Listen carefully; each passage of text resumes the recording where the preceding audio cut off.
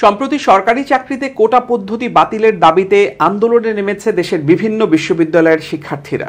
এই পদ্ধতি নিয়ে অনেকে অনেক কথা বলছেন, যদিও বিষয়টি নিয়ে এখনো আদালত কোনো সিদ্ধান্ত দেয়নি। গত কয়েকদিনে রাজধানী থেকে শুরু করে এই আন্দোলনের দাবি ছড়িয়ে পড়েছে জেলা পর্যায় পর্যন্ত।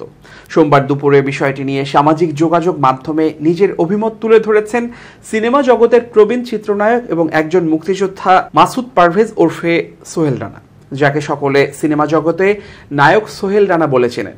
সোহেল রানা একজন মুক্তিযোদ্ধা হিসেবে চাকরিতে এই কোটা সিস্টেম বাতিলের পক্ষে তার অভিমত তুলে ধরেছেন ভেরিফাইড ফেসবুক পেজে। সোহেল রানা তার স্ট্যাটাসে পাঠকের উদ্দেশ্যে লিখেছেন, মুক্তিযোদ্ধাদের নাম বারবার বলা হচ্ছে কেন? দেশ স্বাধীন হয়েছে 53 বছর, তার সাথে যদি আরো 12 বছর যোগ করা হয় তাহলে তার বয়স হয় 65 বছর।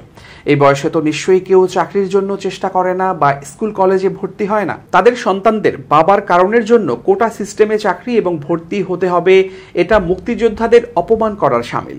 নিজ মেরিটের গুণে তারা ভর্তি হবে, পরীক্ষা দেবে এবং চাকরিতেও ইন্টারভিউ দেবে। আমরা মুক্তিযোদ্ধারা কখনো এ ধরনের সুযোগ চাইনি।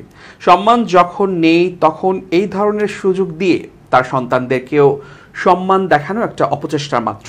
সম্মানী দেয়া ছাড়া তাদের জন্য আপনারা কি করেছেন? তাদের জন্য মায়া কান্না করেছেন, ড্রেস থেকে শুরু করে চিকিৎসা বা চলাফেরা কোনো কিছুতেই কোনো সুযোগ দেয়া হয়নি। তাই আমরা কখনোই কিছু চাইনি। জাতির পিতার নির্দেশে দেশ স্বাধীন করার দরকার ছিল, আমরা সেটাই করেছি। সর্বস্তরে এই কোটা সিস্টেম বাতিল করা হোক, এটা দেশের সকলের দাবি।